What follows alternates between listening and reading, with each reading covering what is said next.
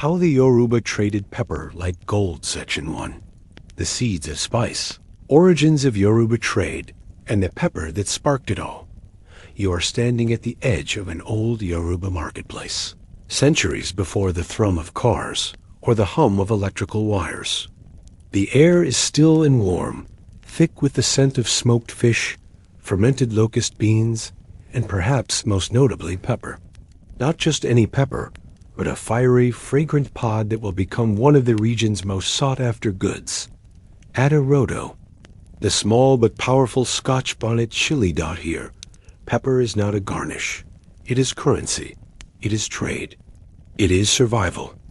Long before European ships docked along the Gulf of Guinea, the Yoruba people had established one of the most sophisticated trading networks in West Africa. This was a world of empires and river routes, of marketplaces and migration, where the tiniest seed could shape the destiny of towns. The land of the Yoruba stretching across what is today southwestern Nigeria and parts of Benin and Togo. The Yoruba homeland is defined by a lush tropical savanna, dotted with thick forest canopies and red, fertile soil. The rivers Ogun, Osun, and Oya twist like veins through the terrain, offering both water for agriculture and highways for trade. The Yoruba were not a single kingdom, but a collection of city-states: Ife, Oyo, Ijebu, Egba, and others each. Independent, each with its own Oba, king, and yet part of a cultural and religious fabric that bound them together. Daily life in these cities was governed by tradition, duty, and trade. Markets opened early, with women often the economic leaders of their households, setting up colorful stalls beneath makeshift canopies. These were not just places of commerce, but of culture, where oral histories, songs, and religious rituals mingled with the scent of dried herbs and clay pots. Pepper, as prestigious as why pepper? In the sweltering heat of the region, preservation was a constant challenge. Salt was precious, refrigeration non-existent. But pepper dried, ground, smoked could flavor and preserve food, mask the scent of aging meat, and just as importantly, signal status. A meal with heavy pepper use showed not just culinary taste, but economic power. Pepper fields were carefully cultivated in home gardens and communal farms. Women often oversaw the planting and harvesting cycles, ensuring their families had enough for both personal use and for sale at the market. The pepper pods were harvested by hand, sun-dried on flat mats, and packed in baskets or gourds for transport. The rise of local trade routes. By the 14th century, the Yoruba had developed expansive regional trade routes, many of which linked northern savanna cities to the Atlantic coast. Salt, kola nuts, iron tools, leather goods, and of course, pepper flowed through these arteries. One such route connected the town of Oyo to Nup, and beyond to the Hausa city-states and the Songhai Empire. Another curved westward toward Dahomey. At every stop, pepper was a bartering tool. A gourd of dried pepper might be traded for a calabash of shea butter, a woven cloth, or a handful of precious cowrie shells. Cowrie shells themselves were once used as currency brought inland via European traders and eventually integrated into Yoruba markets. But before that, goods like pepper operated as soft currency. Their value fluctuated with harvests, demand, and geopolitical shifts. Women at the center of trade. Interestingly, much of this pepper trade was organized and managed by women. In many Yoruba communities, market life was gendered. Women dominated retail trade and market stalls, while men worked in crafts or as long-distance traders. Among the most respected were the Iyalojas, mothers of the market. These women oversaw pricing, quality, and dispute resolution. They kept ledgers, orally or in writing, and managed supply. Some Iyalojas became incredibly wealthy and influential, supporting the palace with gifts and sometimes even influencing political matters. Their pepper stalls weren't mere counters. They were centers of negotiation and social power, The pepper trade also created a ripple effect in household economies. Women used profits to educate their children, invest in property, and support local artisans. Entire neighborhoods would grow around these microeconomies, sustained by the little red pods sold each morning. Conflict, tribute, and the pepper economy, as with most valuable goods, pepper soon became entangled in power struggles. The Oyo Empire, rising to dominance in the 17th century, began to collect tribute from its neighbors. While horses, cloth, and slaves were part of this tribute, agricultural goods like yam and pepper were equally valued. Controlling pepper-rich areas gave a city leverage in its relationship with the empire. Pepper was also offered in religious tribute to orishas like Shango, Ogun, or Esu, ground into paste, mixed with palm oil, or sprinkled on ritual items. Pepper was a bridge between the earthly and the divine. Its sting was seen as cleansing, its heat as a sign of spiritual potency. Trade routes were never entirely safe. Bandits, rival city-states, or even imperial tax collectors could disrupt the flow of goods. In times of drought or war, pepper became a symbol of both abundance and scarcity. And yet, the people kept planting, harvesting, and trading year after year. The arrival of Europeans by the late 1400s, Portuguese explorers had arrived on the West African coast. While their interest initially focused on gold, ivory, and slaves, they could not ignore the culinary treasure of the region. Reports of a strange, searing fruit that could warm the stomach through winter reached Europe. Some began to speculate that African pepper might rival the black pepper from India. Soon, European traders, Dutch, British, French established coastal forts and trading posts. While they brought with them firearms, textiles, and cowrie shells, they also began buying local goods like pepper and kola nuts. But the impact was double-edged. The old trade routes began to shift. Some cities grew rich through coastal access. Others declined as European goods flooded local markets. The pepper trade survived, but it changed. And not always for the better. Still, in the inland markets of Yoruba towns, away from the ships and cannons of European imperialists, the ancient rhythm of pepper trade continued. Children carried baskets on their heads. Elders bartered over tiny scales. The fire of the pepper remained in every meal, every ritual, and every pocket of coins. When pepper met empire. The changing world of Yoruba trade. Close your eyes for a moment and picture the Yoruba marketplace again. But now, let time shift forward. It is the early 1700s. The scent of pepper still fills the air, but the sounds have changed. Alongside the barter of farmers and artisans, there is now the chatter of foreign tongues, Portuguese, Dutch, sometimes English. And there are ships anchored off the coast near Lagos and Badagry, waiting to trade. The world has grown larger and more dangerous. The age of contact. By the dawn of the 18th century, European influence in West Africa was no longer a passing curiosity. It was a permanent fixture. Portuguese explorers had first landed in the region in the late 1400s, followed by Dutch and English merchants in the centuries after. These newcomers weren't just interested in gold or ivory anymore. They had discovered Africa's pepper. The Europeans. It was known as Guinea pepper, sometimes confused with melageda or grains of paradise. But to the Yoruba, it was still rodo, a fiery red-orange pod used daily in stews, sauces, and medicine. To the outside world, it was exotic. To the Yoruba, it was life itself. Pepper became one of the first agricultural products from the Yoruba homeland to enter global markets in bulk, though not on the same scale as gold or slaves. Yet its role in European culinary trends was significant. It allowed aristocratic kitchens in Europe to experiment with new flavors, adding African heat to their diets alongside Asian spices. But the pepper trade was not simply a story of culinary exchange. It was woven into the political and social fabric of the time. influencing who held power, how wealth was distributed, and how cities rose or fell.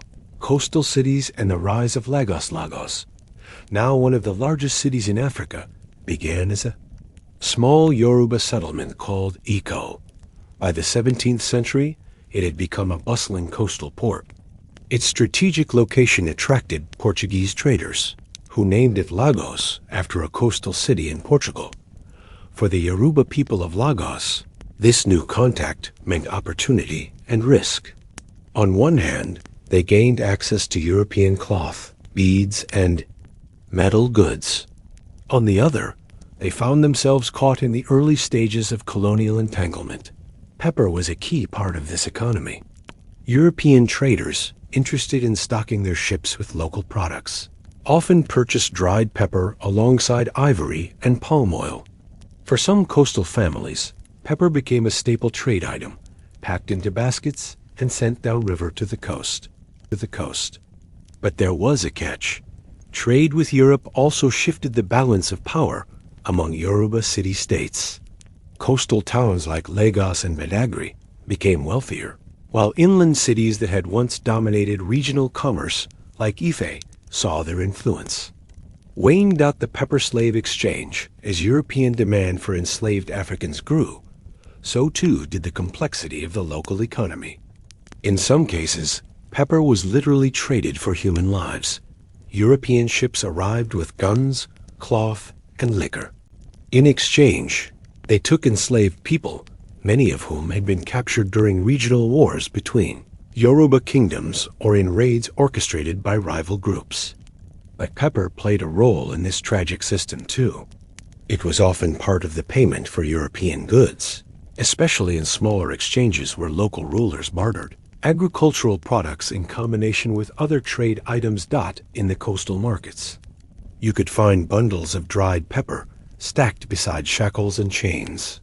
This contrast between life-giving spice and life-taking commerce is one of the more haunting aspects of Yoruba trade history. Not all pepper traders participated in the slave economy, of course. Many continued traditional commerce, focusing on food, textiles, and household goods. But the overlap between daily life and imperial exploitation became harder to avoid as the centuries wore on. Spiritual uses of pepper, despite these turbulent times, the cultural significance of pepper remained strong. In Yoruba spiritual practice, pepper wasn't just a food, it was a tool for communication with the Orishas, the pantheon of deities that guided the universe. Offerings of pepper were made to Esu, the trickster and messenger between humans and the divine. Small piles of dried pepper, sometimes mixed with palm oil, were placed at crossroads or near sacred shrines. The heat of the pepper was believed to awaken spiritual forces, to open pathways, or to ward off negative energy. Ogun, the god of iron and war, was sometimes given pepper as part of ceremonial feasts. For Ogun, the fiery taste symbolized strength and resilience, a fitting tribute for a deity associated with blacksmiths and warriors. Even in childbirth, pepper played a role. Midwives would prepare special pepper-based soups for new mothers, believing the spice would help cleanse the body and restore energy. This practice continues in some Yoruba communities today. The women who held the market together, despite the arrival of European traders and the disruptions of empire, Yoruba women remained central to the pepper economy. The Iyalojas, the market mothers, still controlled local pricing and supply. They set the rules for how pepper was weighed and sold, ensuring fairness in transactions. They also negotiated with colonial agents and European merchants when necessary, protecting their markets from exploitation when they could. Some women grew wealthy through the pepper trade. Others used their earnings to support widows, fund festivals, or sponsor the construction of religious shrines. In times of drought or political unrest, the women's networks kept communities fed and economies afloat. Their role was not just economic, but social and spiritual. The market was a living institution, and pepper was one of its beating hearts. Droughts, Scarcity and economic struggles, as with all agricultural products, the pepper trade was vulnerable to the whims of nature. Droughts sometimes struck the region, drying out fields and reducing harvests. In those years, the price of pepper would rise sharply. Scarcity led to tense moments in the market. Arguments over quality, price, and supply became common. Some traders hoarded pepper to sell at higher prices later, a practice that led to local tensions, but also revealed the pepper's value as a semi-currency. In times of inflation, pepper often held its worth better than cowrie shells or imported goods. This dynamic kept pepper at the center of survival. It wasn't just food, it was economic insurance. The shift to colonial control by the mid-19th century. British colonial interests had overtaken Portuguese and Dutch traders in much of coastal West Africa. In 1861, Lagos was formally annexed by Britain, becoming a crown colony. This marked a turning point for Yoruba trade. Colonial officials brought new regulations. They taxed local markets, controlled port access, and began to replace traditional trade systems with European-style currency economies. The old barter system, where pepper could be exchanged for cloth or livestock, began to fade, though it never disappeared completely in rural areas. Women market leaders had to navigate new forms of bureaucracy. Some adapted, learning to balance colonial demands with traditional systems. Others resisted, using spiritual rituals or social boycotts to challenge unfair practices. Pepper remained central to this struggle. Its price became a battleground between colonial governors and local merchants. Yet despite colonial intrusion, Yoruba market life persisted. Women still rose before dawn to dry pepper in the sun. Traders still carried baskets on their heads, walking dusty roads to meet customers. The pepper that traveled the world by this time. The fiery pepper had made its way far beyond Yoruba lands. It found its way into Caribbean kitchens, carried across the Atlantic through both trade and forced migration. In places like Jamaica and Trinidad, Scotch bonnet peppers became staples of local cuisine, their roots tracing back to the same rodo fields tended by Yoruba farmers. Some enslaved Africans brought seeds with them, hiding them in cloth or braiding them into their hair before the Middle Passage. Others carried only memory, the taste of a pepper stew eaten before captivity, the burn of a ritual offering. In this way, the Yoruba pepper became part of a global diaspora. Its heat spread across continents, leaving traces of Yoruba culture. In kitchens from Brazil to New Orleans. Pepper and persistence. Yoruba trade in the colonial and post-colonial era. Imagine now that you are walking through a Yoruba market in the early 20th century. The world has changed again. British colonial administrators are everywhere, wearing linen suits and wide-brimmed hats. Their language English is beginning to filter into everyday transactions, layered over Yoruba and other regional dialects. The market is still here, still vibrant, but the structures of power have shifted. And yet, in the center of it all, the familiar smell of rodo lingers. Pepper still matters. The colonial economy tightens control by the time the British formally colonized Lagos and much of Yoruba land in the late 19th century. Trade had become heavily regulated. Colonial officials sought to control agricultural production and direct it toward export goods that would benefit the British Empire: cocoa, palm oil, rubber. But local markets, especially those dealing in foodstuffs like pepper, remained largely in Yoruba hands. The colonial government considered these domestic affairs, although they frequently intervened when prices rose or market unrest threatened stability. Pepper, however, stubbornly resisted imperial control. It was grown in small, family-owned plots rather than large plantations. There were no major British pepper companies setting up factories in Yoruba lands. Pepper was too central to everyday life, too embedded in small-scale trade networks, to be monopolized easily. Women continued to dominate the trade. The Iyalojas, the market mothers, retained their roles as economic leaders. They set the prices, organized supply chains, and enforced social rules. Some of them even became political figures, acting as intermediaries between colonial authorities and local traders. At the same time, Yoruba society adapted to colonial pressures. New schools taught literacy in English, but oral histories and traditional knowledge were still passed down at home.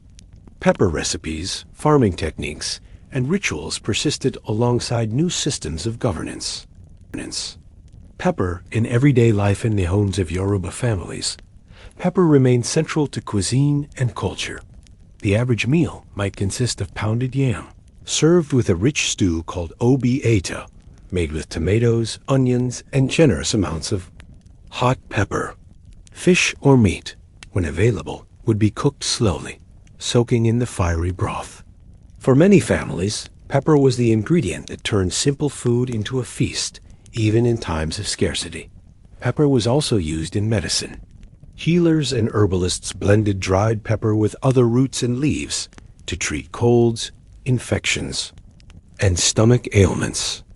A concoction of ground pepper mixed with shea butter was sometimes rubbed onto the body to stimulate circulation or reduce pain. In childbirth, pepper-based soups continued to play a role in postnatal care.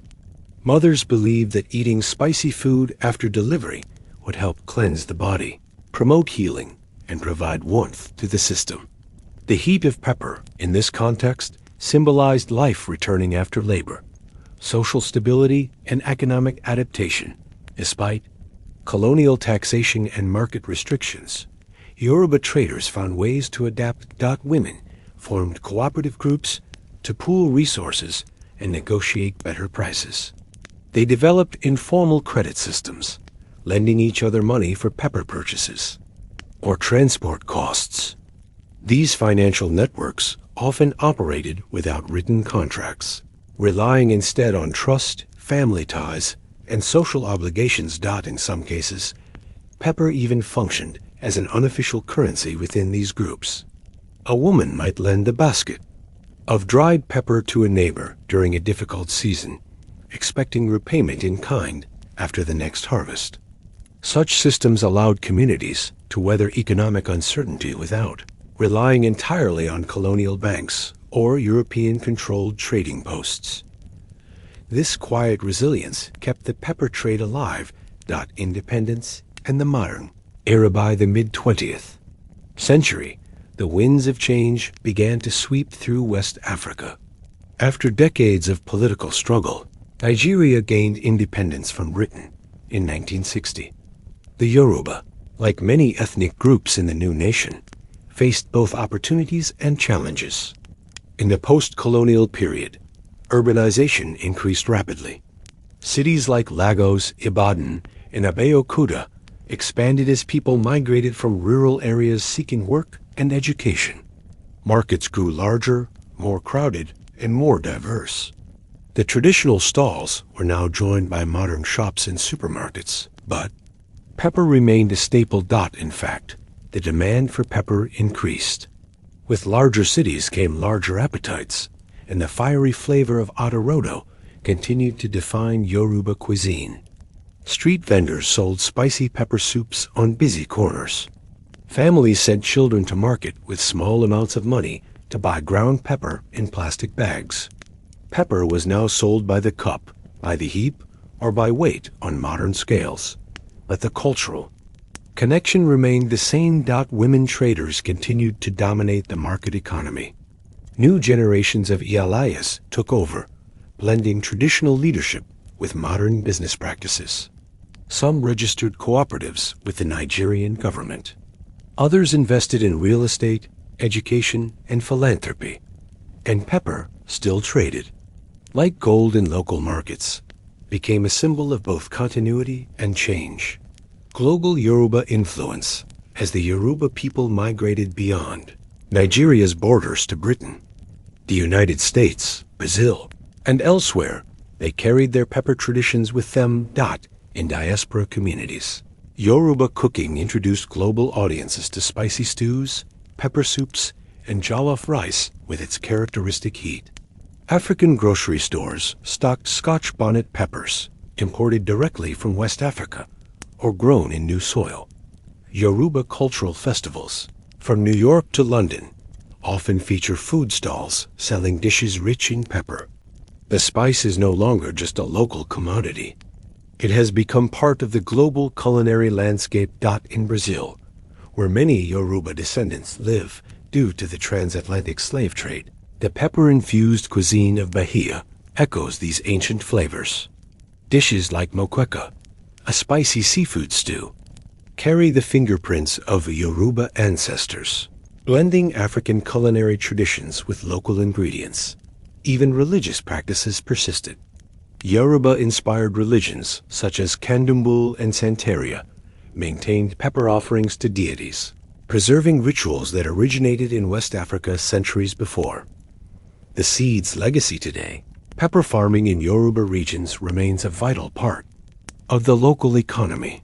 Farmers cultivate varieties of hot pepper on small plots, selling them at local and regional markets. Some export dried pepper to international buyers, contributing to a global food chain that stretches from tiny farms in Nigeria to kitchens in Europe and the Americas. But the pepper is more than an agricultural product. It is a symbol of endurance. Through centuries of empire, colonization, and independence, the Yoruba people have carried forward their traditions, their market systems, and their communal ways of life. They have adapted without losing the core of who they are. When you eat a peppery stew in Lagos today, you are tasting history. You are tasting the labor of farmers, the skill of market women, and the survival of a culture that has weathered centuries of change. As the last embers of the market fires fade and night settles over the Yoruba homeland, you might find yourself wondering what other everyday objects, seemingly ordinary, yet quietly powerful, have shaped the course of human history, just as pepper has for the Yoruba. Story 2. The Forgotten Bridges of Medieval Baghdad. How Commerce Crossed the Tigris. Imagine you are standing on the banks of the Tigris River in Baghdad, sometime around the year 800 CE. The sun has just risen, casting long shadows across the water. There is no steel, no concrete, no towering skyscrapers. But the city is already bustling, merchants setting up stalls, fishermen hauling nets, scribes unfurling scrolls. And then there are the boats. Hundreds of them dot the Tigris. A fast-moving and sometimes unpredictable river slices Baghdad in two. But even in this early medieval period, the people of the Abbasid Caliphate had found a way to link both sides of the city by building bridges, not grand stone bridges, like the Romans preferred. Instead, Baghdad's first bridges were flexible, temporary, and sometimes shockingly simple. But they were vital. Without them, Baghdad could not have become the intellectual and commercial capital of the Islamic Golden Age. The foundation of Baghdad was founded in 762 CE by the Abbasid Caliph al-Mansur, who envisioned a perfect circular city. Unlike the older cities of Mesopotamia, Baghdad was designed as a hub of political, religious, and economic power.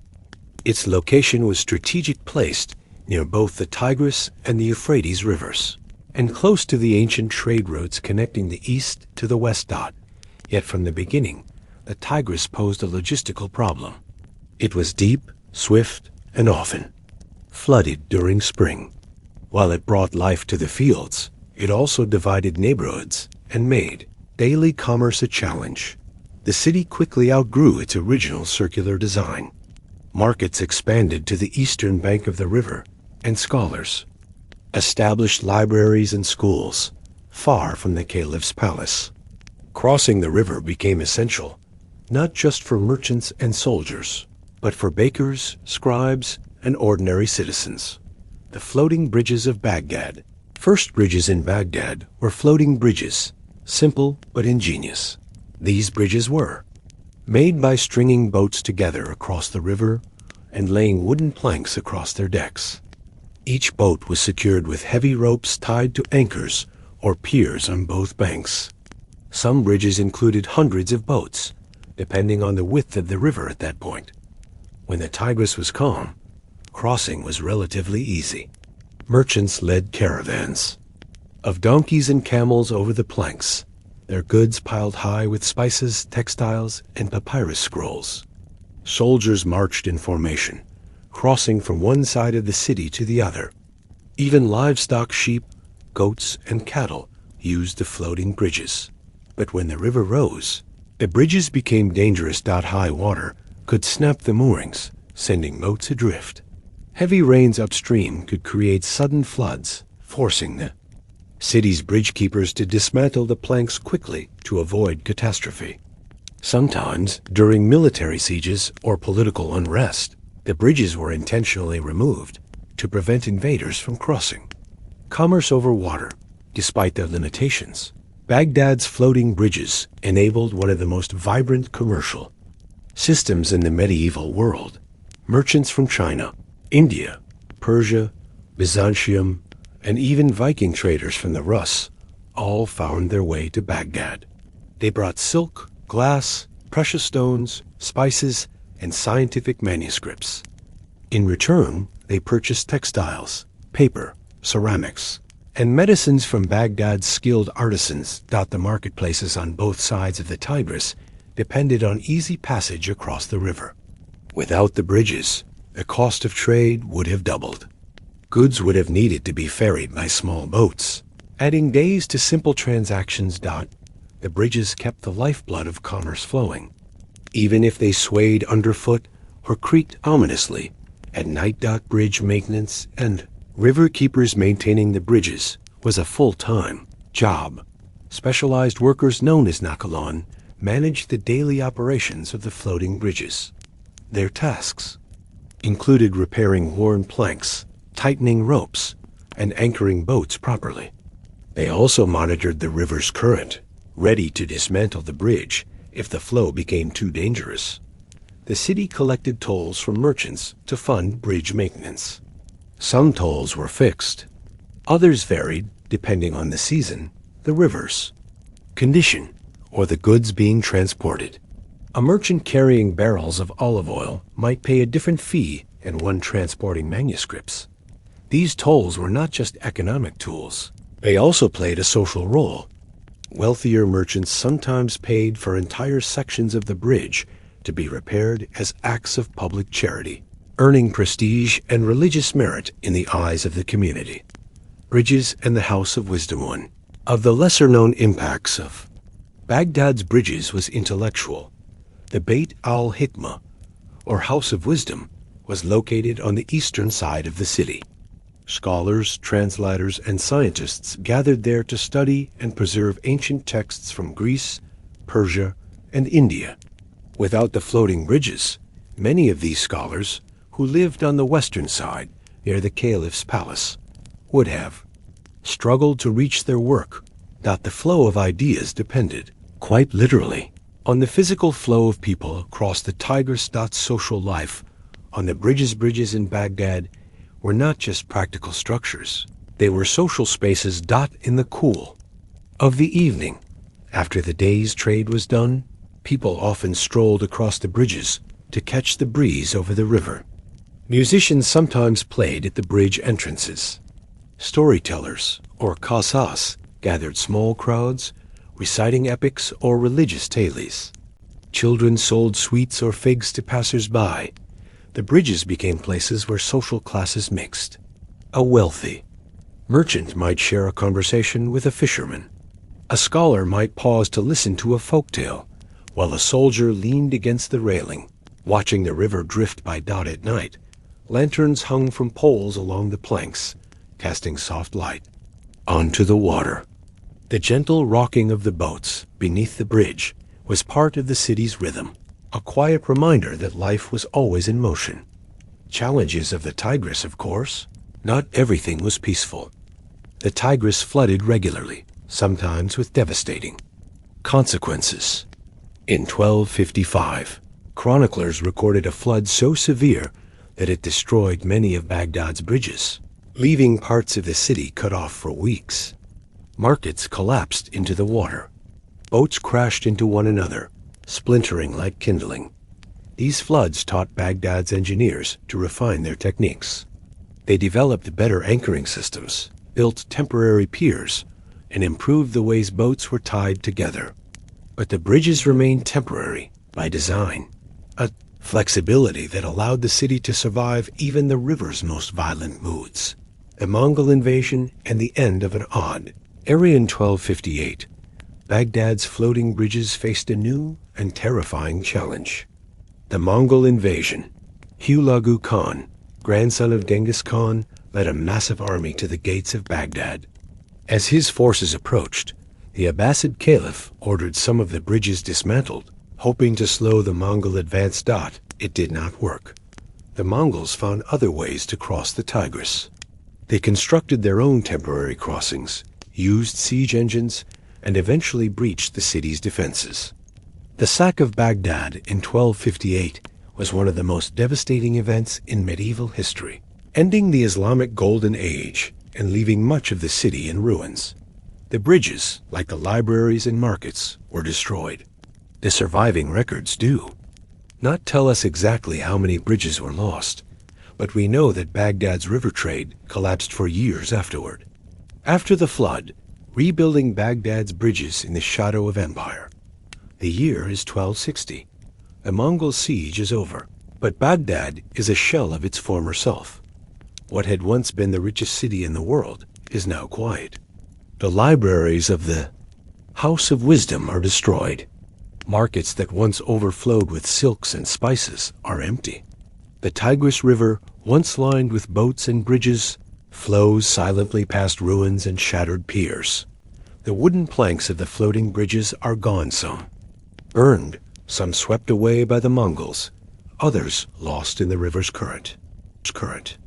But the people of Baghdad, those who survived, are already starting to rebuild.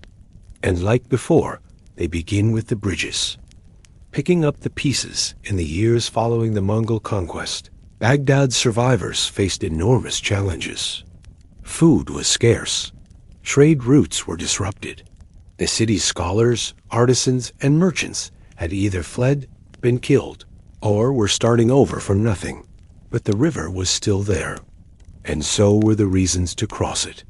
Without bridges, life in Baghdad could not return to normal. The river divided the eastern and western districts, separating farmers from markets, scholars from schools, and families from one another.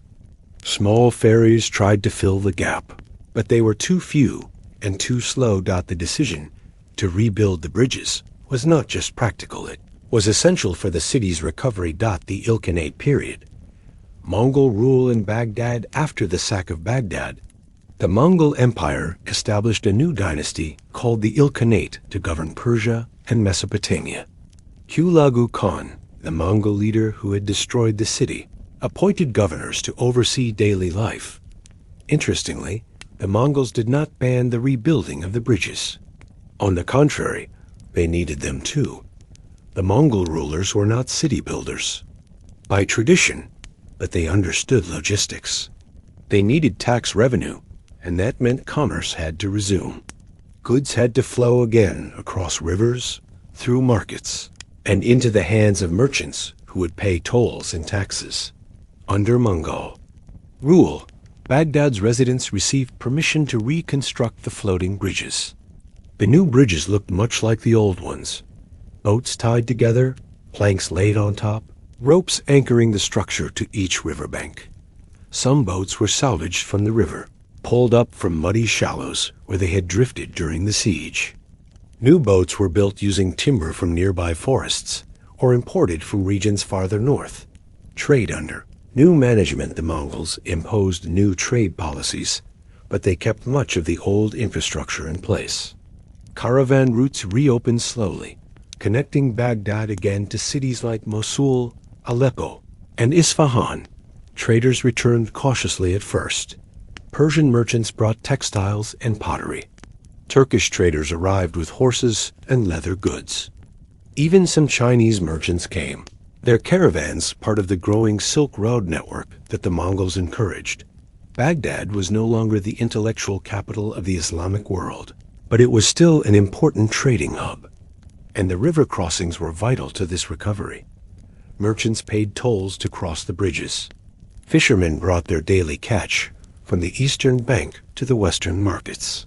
Scribes carried parchment and ink between the few remaining libraries. And schools. For most residents, the rebuilt bridges were a sign of resilience. Life would not return to what it had been during the Abbasid Golden Age, but the bridges gave people hope that something resembling normalcy might be possible again. Bridge, innovation and small improvements. The new bridges weren't exactly like the old ones. Engineers working under Mongol rule experimented with different materials and designs. Some bridges were reinforced with iron chains to make them more stable during floods. Others had removable sections that could be detached quickly in case of military threat, something the city had learned from bitter experience. The boatmen and bridge keepers, or Nakalon, continued their work, now under Mongol supervision. They maintained the floating bridges, repaired damaged boats, and monitored the river's currents. Records suggest that the Mongol rulers allowed local Baghdad officials, many of them Persians or Turkic administrators, to manage the day-to-day bridge economy. This created a system where Mongol leaders collected taxes from bridge tolls, but the practical management remained in the hands of Baghdad's residents. Floods and challenges even. Under new management, the Tigris River remained unpredictable. Floods continued to threaten the bridges each spring. Some years saw waters rise so high that the bridges had to be dismantled temporarily to prevent them from breaking apart. When this happened, the city once again depended on ferries and small boats. Flood management became a civic duty. Officials appointed river wardens who monitored rainfall upstream and sent warnings to Baghdad when flooding was likely. Sandbags were placed along the banks. Emergency crews, mostly unpaid laborers, were called in to help dismantle bridge sections if needed. Despite these efforts, the river's force sometimes won. Chronicles from the 14th century mention multiple incidents where boats broke free from the bridges, crashing into the docks downstream. Yet each time, the people rebuilt. The changing social role of the bridges during the Ilkhanate period. The social life of Baghdad's bridges also changed.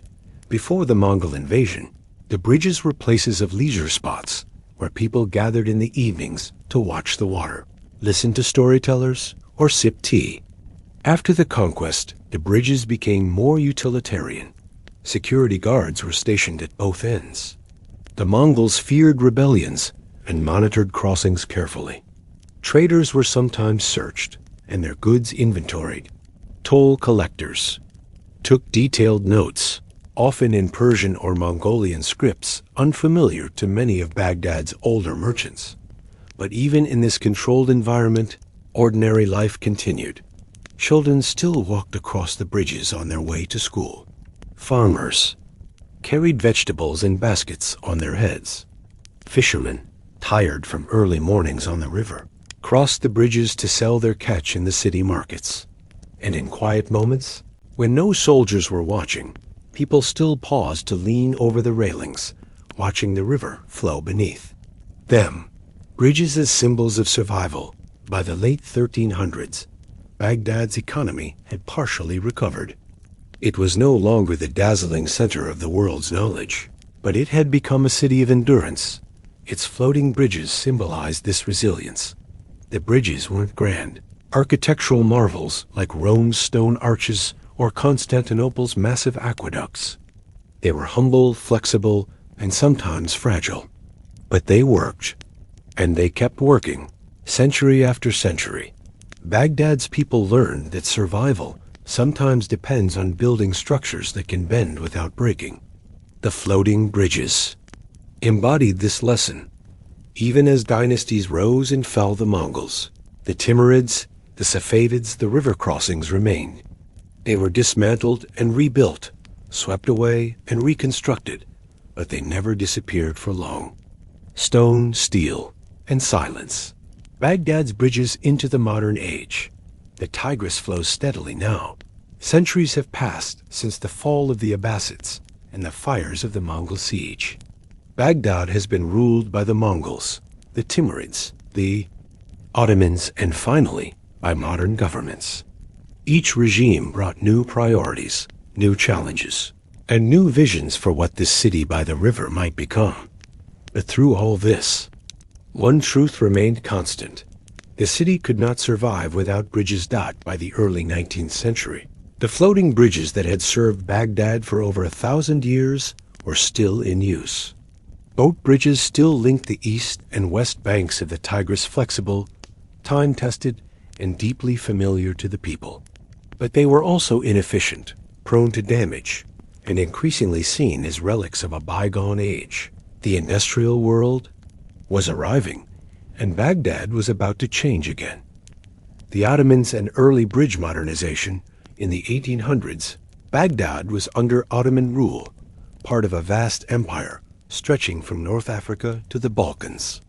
The Ottomans had introduced new administrative reforms, and with those reforms came engineers, surveyors, and bureaucrats eager to modernize urban infrastructure, including bridges. European influence played a role. British, French, and German advisors were brought in to help with new construction efforts. Baghdad's geography was still difficult. The Tigris, while narrower than the Nile or the Danube, had swift currents and unpredictable seasonal flooding. Still, the Ottomans were determined to modernize the river crossings. In 1869, the Ottoman government proposed the construction of a permanent bridge across the Tigris in Baghdad. It would be made of iron, supported by piers driven into the riverbed, more stable than the floating structures, less vulnerable to flooding. The first iteration of such a bridge was modest, a kind of hybrid, part boat, part beam. Wooden spans were supported by iron trusses and anchored with stone on either bank.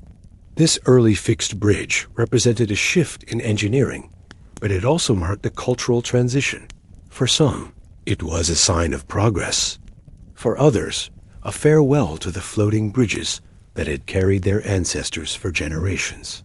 The fall of the Ottomans and the British Mandate, the early 20th century, brought further change. During World War I, British forces captured Baghdad from the Ottomans in 1917. After the war, the League of Nations granted Britain a mandate over Iraq. The British modernization accelerated. Railroads were built, government buildings rose, and new bridges were planned, not as floating pontoons or boat chains, but as steel-framed, concrete-based, permanent structures. In 1932, Iraq gained independence, but British influence continued for decades. During this time, Baghdad's first truly modern bridges were completed. One of the earliest and most iconic was the Al-Man Bridge, a steel truss bridge spanning the Tigris, completed in the mid-20th century. No longer dependent on ropes or wooden planks, this bridge could carry automobiles, carts, and bicycles. Alike, the age of floating bridges was finally drawing to a close. Bridges as symbols of nationhood, by the mid-20th century, Baghdad had become the capital of a modern nation. Its population exploded. Cars filled the streets. Modernist buildings, inspired by global architectural trends, rose beside ancient mosques, and medieval alleys dot the bridges over the Tigris, became symbols of national pride. The Al-Jumhuriyah Bridge, constructed in the 1950s, was one of the longest and most elegant. Its sweeping steel arcs and reinforced concrete supports reflected a vision of Baghdad as both ancient and modern, a city of poetry and politics. Minarets and modernity. Other bridges soon followed. The Al-Sinak Bridge, the 14th of July Bridge, and more, each with its own history, often named after key political events or national leaders. These new crossings transformed daily life. Commuters could cross the river in minutes. Ambulances and delivery trucks passed freely between districts. Markets became interconnected. Schools and universities drew students from both banks. The Tigris was no longer a barrier. It was a backdrop. Yet the river remained unpredictable. Floods still occurred, and though modern bridges were more resilient, they sometimes required maintenance. Even into the 1970s, Baghdad's civil engineers studied the behavior of the Tigris carefully, learning from centuries of earlier bridge-builders. War, conflict, and destruction. The modern history of Baghdad's bridges, like much of Iraq's recent past, is also marked by war. During the Iran-Iraq War in the 1980s, and later the Gulf War in 1991, several of Baghdad's bridges were damaged or destroyed by airstrikes. Bombs aimed at disabling supply routes struck the river crossings, turning architectural marvels into twisted wreckage. In 2003, during the U.S.-led invasion of Iraq, bridges were again targeted. The aim was to cut off military logistics and prevent reinforcements from moving through the capital. Some bridges were blown apart. Others were closed for weeks due to structural damage. For Baghdad civilians, the destruction of bridges was not just a military tactic, it was a daily hardship. People who worked on one side of the river but lived on the other were forced to take long detours, often waiting hours for access to temporary crossings. Boats once again became essential not for trade, but for transportation. In a strange echo of Baghdad's medieval past, the river returned to its role as both connector and divider. Rebuilding in the 21st century, after the fall of Saddam Hussein, the Iraqi government, aided by international partners, began rebuilding Baghdad's bridges. By the 2010s, many of the major crossings had been restored. Concrete supports were reinforced, steel spans repaired. Modern engineering software was used to assess stress points and earthquake resistance. LED lights were added, turning bridges into illuminated landmarks by night. Yet these reconstructions were not only technical projects, they were also cultural statements.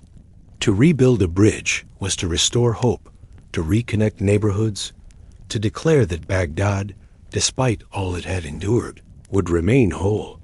Today, bridges like Al-Shuhada, Bab al-Mu'addam, and Al-Sarafaya carry the weight not only of traffic, but of memory. Some are entirely new. Others stand on ancient crossing points, replacing dozens of earlier versions swept away by time and tide. Memory of the floating bridges in quiet corners of the city. Older residents still speak of the floating bridges. A few black and white photographs survive, images of narrow wooden planks laid across bobbing. Story 3. The Salt Roads of the Sahara. How caravans moved mountains of white gold, grains of salt, miles of sand. The birth of the trans-Saharan trade. Picture this. The year is 1100 C. You stand at the edge of the Sahara Desert, near the trading town of Sijil Nasa, in what is now southeastern Morocco. Before you lies an endless expanse of golden sand, dunes curling like frozen waves beneath the desert sun. Behind you, in the market, men are busy loading camels with slabs of salt. Not small bags of table salt like you'd see in a modern kitchen, but heavy, rectangular blocks, each one weighing up to 90 kilograms. These are raw salt slabs, carved from massive underground deposits in the heart of the desert. Places like Tagaza and Taudeni, hundreds of miles to the south. To the people gathered here, this is not just salt. It is white gold. Consume these. Camels lined up in long processions called caravans will set off into the Sahara, following invisible trails across the dunes. They will march for weeks, sometimes months, risking thirst, sandstorms, and exhaustion, all for this seemingly simple commodity. But why? Why was salt so valuable? And how did such an ordinary mineral become the backbone of one of the most complex and dangerous trading networks in human history? The necessity of salt. To understand the salt trade, you first have to understand why salt mattered. Salt was, quite literally, life. In hot climates like the Sahara or the savannas to the south, people lost salt quickly through sweat. Without salt in the diet, humans developed cramps, weakness, and eventually death from dehydration or mineral imbalance. For cattle and horses, the need was the same. Salt preserved food, too. In a time before refrigeration, salting meat or fish was one of the only ways to keep it from rotting. Salted meat could last for months, sometimes even years. For civilizations far from the sea, where natural salt was scarce, access to this mineral determined the survival of entire kingdoms. In West Africa, especially in the Sahel and Sudan regions, salt was not just a seasoning, it was a necessity for daily life and trade. Where did the salt come from? The Sahara might seem like an unlikely place for a salt industry, but beneath the endless sands lie ancient seabeds, left behind from times when the desert was once an ocean. In places like Tagaza, in modern-day Mali, and Taudeni, in present-day northern Mali, huge salt mines were dug directly into the crust of the earth. Workers carved the salt into slabs, stacking them in tall, glittering piles that sparkled in the desert sun. Mining in these regions was brutal. The work was often done by enslaved laborers or local miners under harsh conditions. Temperatures regularly reached over 45 degrees Celsius, 113 degrees Fahrenheit. Water was scarce. Food had to be imported from faraway oases, and the laborers lived in makeshift huts made of, you guessed it, salt slabs. Yet, despite these conditions, mining continued for centuries because the demand was so high. Each slab of salt, when transported south, could be traded for gold, ivory, cola nuts, and other valuable goods. The economies of West African empires like Ghana, Mali, and Songhai were built on this exchange. The birth of the trans-Saharan caravans to move salt from the desert to the cities and markets of West Africa. Traders developed the caravan system. Camels introduced to North Africa from Arabia around the 3rd century. CE made this system possible. Unlike horses or oxen, camels could survive for long stretches without water. Their feet were adapted to the sand. Their humps stored fat for energy, and they could carry enormous loads. A single camel could carry up to 300 kilograms of goods, though most caravans limited the load to prevent exhaustion. A typical caravan might consist of hundreds of camels, sometimes even thousands, all loaded with salt, cloth, copper, and other trade goods. Each caravan required dozens of people: drivers, merchants, guards, guides, and cooks. Everyone had a role. The Tuareg, Berber, and Arab nomads often served as guides, knowing the desert's landmarks, oases, and hidden dangers by heart. Routes crisscrossed the Sahara like invisible highways. From Sijil Massa in the north to Gao, Timbuktu, and Jen in the south. From Gat and Merzuk in Libya to Agadez and Kano, farther south in what is now Niger and Nigeria. Across vast stretches of emptiness, marked only by stars at night and shifting dunes by day. Some routes took 2 months to complete. Others lasted half a year. Dangers of the desert. Traveling the Sahara was dangerous. The environment was unforgiving. Sandstorms, called haboobs, could appear without warning, swallowing entire caravans in clouds of choking dust. Winds shifted the dunes, erasing trails and landmarks. Temperatures soared during the day and plummeted at night. There were also the constant threats of dehydration and disease. Water had to be rationed carefully. Camels sometimes died from exhaustion, leaving merchants stranded.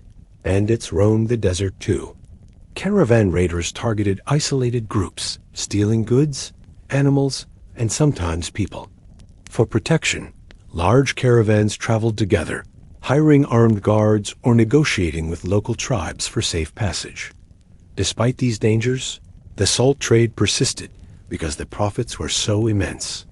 Trade and taxes when the caravans reached the great cities of West Africa, as slabs of salt were unloaded and traded for gold, ivory, and slaves. The rulers of powerful empires like Ghana and Mali imposed taxes on this trade. In some cases, traders paid a tax upon entering the empire, another upon leaving, and a third for each market where they sold their goods. These taxes funded armies, supported scholars, and helped build monumental architecture like mosques and palaces.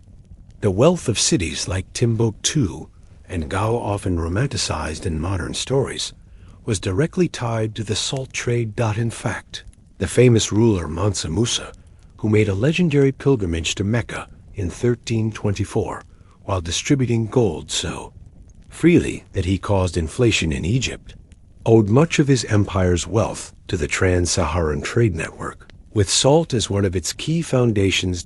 Cultural exchange caravans didn't just carry goods. They carried ideas. Islam spread along these trade routes as scholars and religious leaders traveled with merchants. Arabic became a language of commerce and learning in West African cities, alongside local languages like Songhai, Hausa, and Mande. Books and manuscripts were traded alongside salt and gold. Scholars founded libraries in Timbuktu and Jen, copying works of mathematics, medicine, and astronomy. Mosques were built in desert towns, their mud brick walls glowing under the Saharan sun. Trade brought people together from different cultures, religions, and languages. Over time, entire cities developed identities shaped by this movement of goods and ideas. Salt in the markets of Timbuktu, life at the crossroads of trade. Imagine now that the caravan has reached its destination, not have weeks, sometimes months of grueling travel across the desert. The line of camels arrives at Timbuktu, the legendary city near the Niger River. It is the early 14th century, and the city is alive with commerce. Merchants, scholars, and travelers fill the streets. The sound of haggling echoes through the air. The smell of dried fish from the river mixes with the scent of hot sand and camel sweat. And everywhere there are slabs of salt stacked in piles, traded in markets, or stored in warehouses waiting for sale. This is where the Sahara's salt trade truly came to life, not in the lonely desert dunes, but here, in the bustling marketplaces of cities like Timbuktu and Gao. The city of Timbuktu, at first glance, Timbuktu might not seem impressive. To a traveler from Europe or the Middle East, its buildings are made of mud brick and clay. Its streets are dusty. There are no grand palaces with marble columns. But beneath this simple exterior lies one of the most important trade hubs of the medieval world. Founded as a seasonal camp by Tuareg nomads around the 11th century, Timbuktu grew into a permanent settlement by the 12th century. Its location was strategic near the point where the Niger River bends northward, close to caravan routes crossing the Sahara. By the time the salt caravans arrived, Timbuktu was a thriving center of commerce, religion, and learning. Salt in the market. When salt arrived in Timbuktu, it entered a carefully organized market system. Merchants from different regions had designated areas where they sold their goods. There were separate sections for cloth, copper, ivory, gold, and livestock. And there was the salt market, a place where buyers and sellers gathered to negotiate prices, weigh slabs, and arrange transport.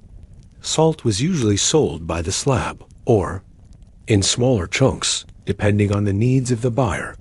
Large-scale traders bought entire caravans worth of salt, storing it in warehouses for later resale. Local merchants purchased smaller amounts to sell in regional markets. Farther south, ordinary families might buy just a piece, scraping off what they needed for cooking or preservation. Prices varied based on availability, the season, and the political situation. During times of drought or war, the price of salt could skyrocket. In some cases, Salt was literally worth its weight in gold, a phrase that, in West Africa, was not always an exaggeration. Uses of salt in West African society. Salt in Timbuktu wasn't just for food. It played a role in medicine, religion, and daily life. Healers mixed salt with herbs to treat wounds and infections. Saltwater gargles were used to soothe sore throats. In some communities, salt was sprinkled around homes or doorways to ward off evil spirits, part of local spiritual practices that blended traditional beliefs with Islam. Salt was also a currency of sorts. In smaller villages, people bartered with salt when coins were unavailable. A small handful of salt could buy a chicken. A larger chunk might pay for a day's labor. For traveling merchants, carrying salt meant carrying both food and money. It was essential for survival on long journeys, but it could also be traded for other goods along the way. The role of the Tuareg and Berber traders. The people who brought the salt to Timbuktu were often Tuareg and Berber traders, nomadic groups who specialized in desert travel. These traders had deep knowledge of the Sahara. They knew where to find water, how to navigate by stars, and how to manage camels over long distances. They also controlled access to certain routes, charging fees, or negotiating alliances with local rulers. The Tuareg, in particular, wore distinctive blue robes and veils dyed with indigo. Their caravans were famous across the region. They spoke Tamashek, a Berber language, but often learned Arabic and local dialects to trade more effectively. In Timbuktu, the Tuaregs sold their salt to local merchants or directly to buyers from the gold-rich regions farther south. Gold for salt. The exchange of gold for salt became one of the defining features of West African commerce. The Mali Empire, under rulers like Mansa Musa, controlled much of the gold production in the region. Gold was mined in places like Bambouk and Bure, transported to trading cities like Gao, and then brought to Timbuktu or Jen for exchange. Merchants from North Africa, carrying salt, cloth, and copper, traded these goods for gold dust, ivory, and slaves. The gold would then travel north, eventually reaching Europe and the Middle East.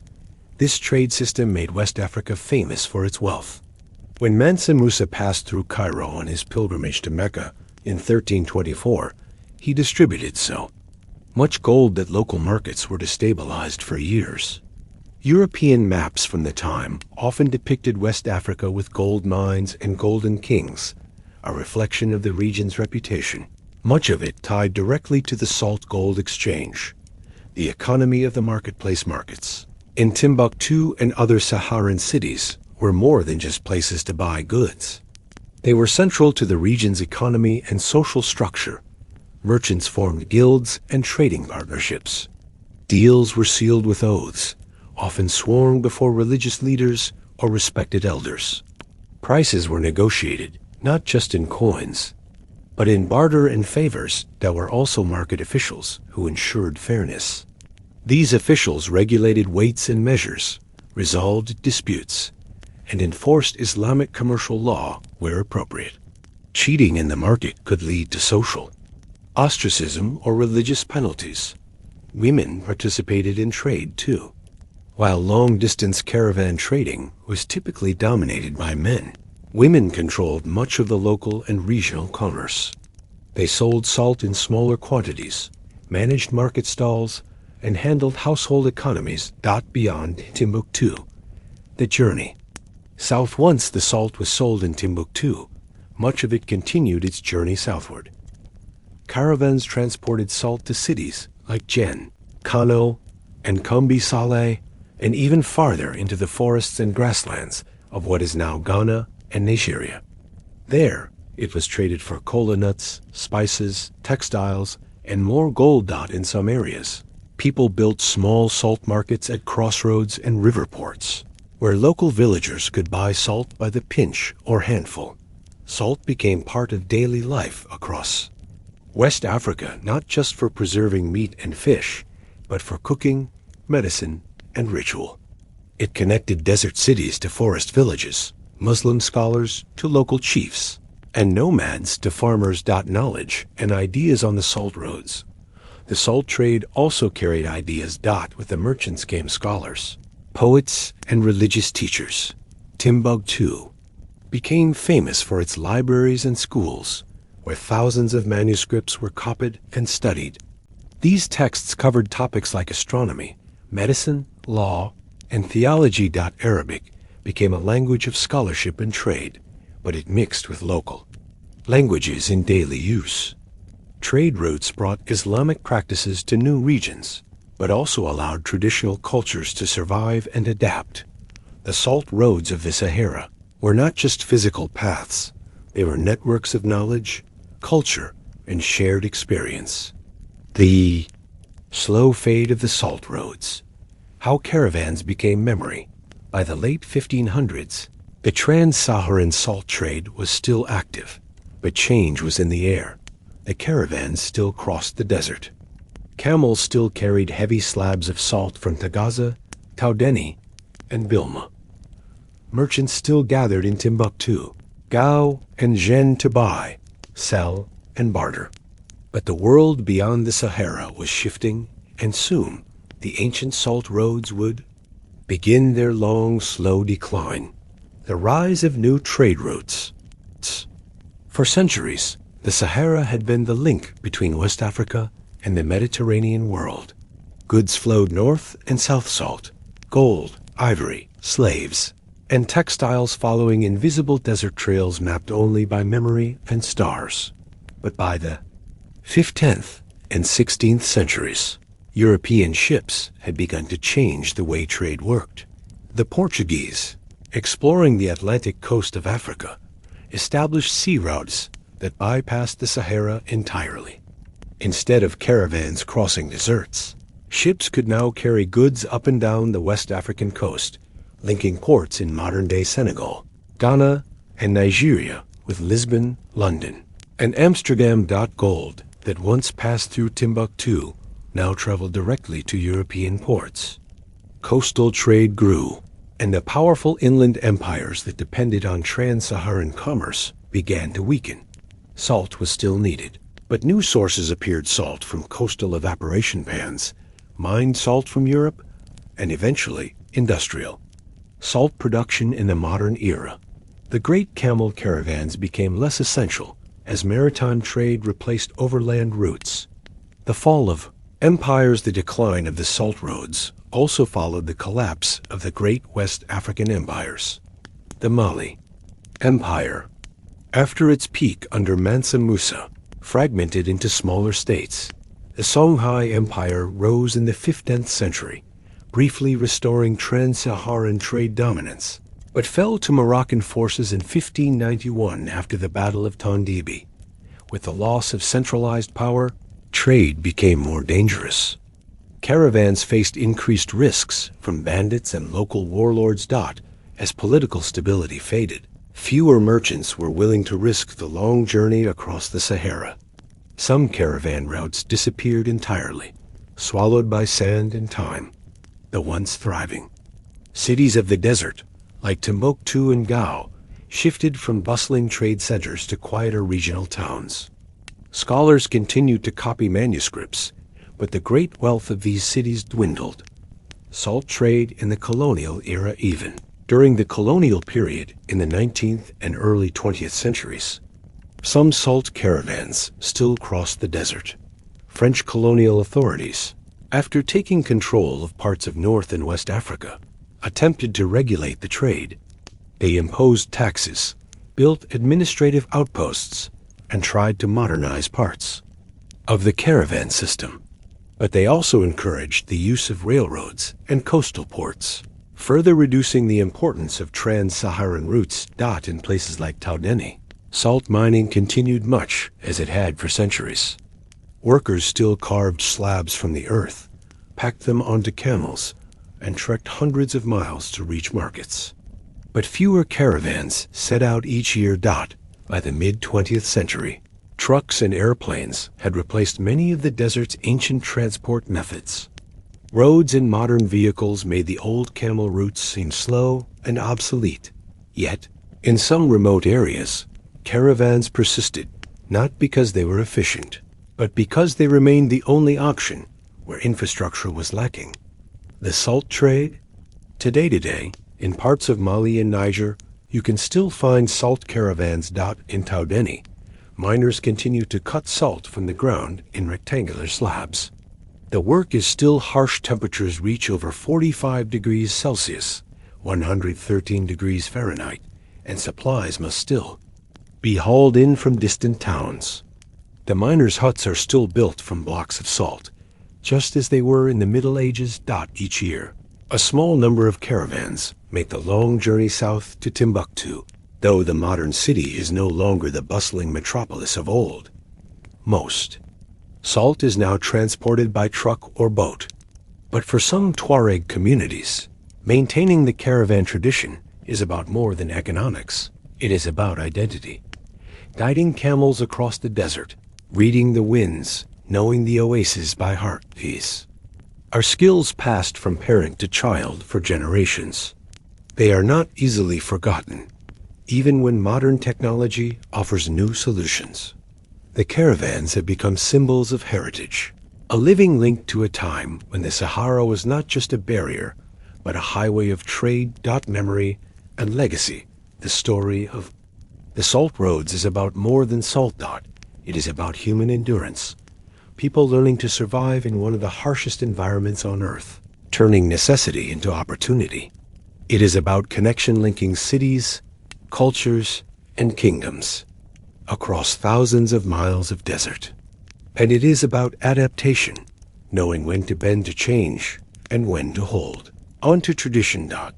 The salt caravans remind us that history is often built on the ordinary, not on kings and wars alone, but on the daily movement of goods, the steady march of camels, and the patient work of miners carving blocks from the earth. For centuries, salt was as valuable as gold because it kept people alive. It preserved food, fueled economies, and connected communities. It was carried across mountains of sand, traded in markets lit by oil lamps, and shared in kitchens far from the desert's edge. And though the caravans have mostly faded into history, the memory of the salt roads remains a quiet echo of footsteps in the sand, stretching from the past into the present. As you settle into stillness, you might wonder what other simple materials, like salt, have quietly shaped the course of human history, without grand monuments or famous battles to mark their passing. Story 4. The postal relay of ancient Persia. How messages crossed an empire without a single horse failing, neither snow nor rain. The birth of the Royal Road postal system. Imagine yourself standing along a dusty stretch of road in the year 500 BCE. The land around you is dry, baked by the Persian sun. Mountains rise in the distance. The air smells faintly of dust, horses, and warm leather saddles. You are somewhere between Susa, the royal capital, and Sardis, the western frontier of the Persian Empire. Suddenly, in the distance, you see a small cloud of dust. A rider approaches at full gallop, his horse moving quickly but steadily, trained for this very task. As he nears you, you realize he is not just a traveler or soldier. He is a royal courier, part of one of the most advanced communication systems the ancient world had ever seen. He rides up to a small station, what the Persians called a chapar khane, and without stopping for more than a few moments, he dismounts. Another horse stands ready. The courier hands off his satchel, mounts the fresh horse, and within minutes is gone again, galloping westward. This is the Royal Road postal system of the Achaemenid Empire, a logistical marvel that allowed the Persian kings to send messages across thousands of miles in record time. The Persian Empire at its height at the time of King Darius I, around 500 BCE, the Persian Empire stretched from the Indus Valley in the east to the Aegean Sea in the west. It included parts of modern-day Iran, Iraq, Turkey, Egypt, and even northern India. Controlling such a vast territory was no small task. Decisions made in Susa or Persepolis had to reach far-flung provinces quickly. Governors needed instructions. Generals required orders. Tax collectors had to send reports. And rebellions, if they arose, had to be known about immediately. To solve this problem, Darius organized one of the first truly effective long-distance postal systems in history, the Royal Route. At the heart of this system was the Royal Rhoda, carefully maintained route that stretched nearly 2,700 kilometers, about 1,700 miles, from Susa to Sardis. The road passed through mountains, deserts, and river valleys. It connected major cities and waypoints, crossing the heart of the empire. The historian Herodotus, writing a few decades later, described the royal road with admiration. He wrote, "There is nothing mortal faster than these messengers. Neither snow, nor rain, nor heat, nor darkness of night prevents these couriers from completing their appointed course with all speed." This phrase, though ancient, may sound familiar. It inspired the unofficial motto of the modern postal service in several countries, the relay system. The genius of the Persian postal network was not in the roads themselves, but in the relay system. At regular intervals, usually every 15 to 25 miles, there were relay stations. These stations, known as chapar khane, provided fresh horses, food, and shelter for the couriers. Each rider would cover only a single leg of the journey. After completing his stretch of the road, he would pass the message to the next rider, who would continue the route on a fresh horse. This process repeated day and night, without pause. Because of this system, messages that would take ordinary travelers 90 days to deliver could reach their destination in just 7 or 8 days. Organization and maintenance. Persian government organized the system carefully. Each province was responsible for maintaining its section of the road. The empire's administrators kept detailed records of distances, supplies, and personnel. Relay stations had to be stocked with fresh horses at all times, and station keepers were held accountable for any delays.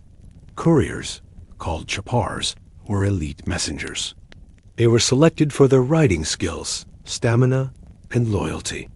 Carrying royal messages was considered a sacred duty. Failure was not an option. The messages themselves were written on parchment, leather scrolls, or clay tablets. Depending on the contents and the intended destination. Security and secrecy. Persian postal system wasn't just fast, it was secure. Messages were often sealed with clay stamps or wax, marked with the official insignia of the king or satrap. Governor. Tampering with a message was punishable by death. In some cases, messages were written in cuneiform, the complex writing system of the time, making them unreadable to ordinary people. Only trained scribes and officials could interpret the messages, adding another layer of security. Why it mattered for the Persian Empire. The postal system was about more than communication. It was about control. With a reliable relay network, the king could manage distant territories without leaving his palace.